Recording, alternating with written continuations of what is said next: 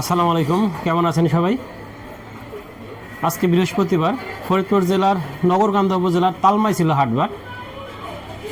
তা যেহেতু পেঁয়াজের দামটা বেশ কিছুদিন ধরে একটু একটু বাড়ছে, এখন কিন্তু কৃষকের সেই কাঙ্ক্ষিত লক্ষ্যের বা দামের কাছাকাছি চলে আসছে। তবে প্রথমেই বলে নেই, আমাদের কাছে কিন্তু পাবেন পেঁয়াজ সংরক্ষণ মেশিন। যারা পেঁয়াজ স্টক করতে চান বা কৃষক ভাই যারা অনেক পেঁয়াজ পান, মাচায় রাখলে পরে আপনাদের পেঁয়াজ পচে যায়, নষ্ট হয়ে যায়, দ্রুত বিক্রি করে দেওয়া লাগে কম দামে, তাই এর সমাধান আছে পেঁয়াজ সংরক্ষণ মেশিন। অল্প জায়গায় অনেক পেঁয়াজ সংরক্ষণ করতে পারবেন এই মেশিনের মাধ্যমে। সেই মেশিনটা আমাদের কাছে পাবেন। আর যারা স্টক করতে চান, এখন কিন্তু পেঁয়াজ স্টক করার বা রাখি করার উপযুক্ত সময়, কারণ এখনকার পেঁয়াজটা সবচেয়ে ভালো। এখন শুকায় ঝরঝরা হয়ে গেছে, এখনকার পেঁয়াজটা সেই কাঁচা পেঁয়াজটা নাই। সেই ক্ষেত্রে কৃষক ভাইরা যারা বিক্রি করছে তারা কিন্তু তাদের মাচার থেকে নামিয়ে বিক্রি করছে। তাই যারা স্টক করতে চান, এখন পেঁয়াজ ক্রয় করলে ইনশাল্লাহ এই পেঁয়াজের ঘাটতি তেমন হবে না, আপনারা বেশ লাভবান হতে পারবেন।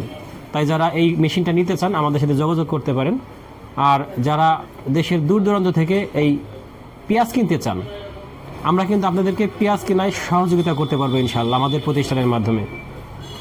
আর দেখতেই পাচ্ছেন আমাদের একটা অর্গানিক ফুডের শপ আছে। আমাদের কাছে সব ধরনের খাঁটি পণ্য পাবেন ইনশাল্লাহ। আমাদের কিছু নিজেদের প্রোডাকশন আছে।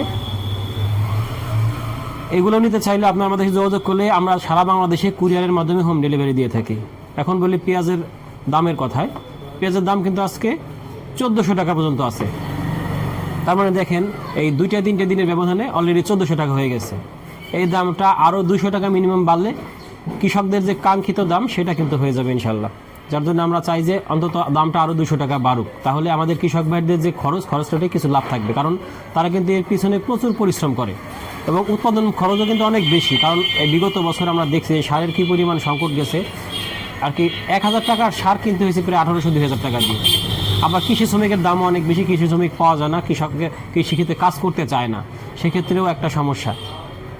আর যেহেতু এখন পেঁয়াজ আমাদের দেশে ব্যাপকভাবে উৎপাদন হয়, তাই সরকার যদি বাইরে থেকে আমদানি না করে, আশা করি ইনশাল্লাহ এবছর পেঁয়াজের একটা ভালো দাম কৃষকরা পাবে এবং দামটা আস্তে আস্তে বাড়বে এবং এমন একটা পর্যায়ে গিয়ে দাঁড়াবে যেটা হয়তো আমাদের ভোক্তাদের জন্য সহনীয় থাকবে এবং কৃষকদের জন্য ভালো হবে।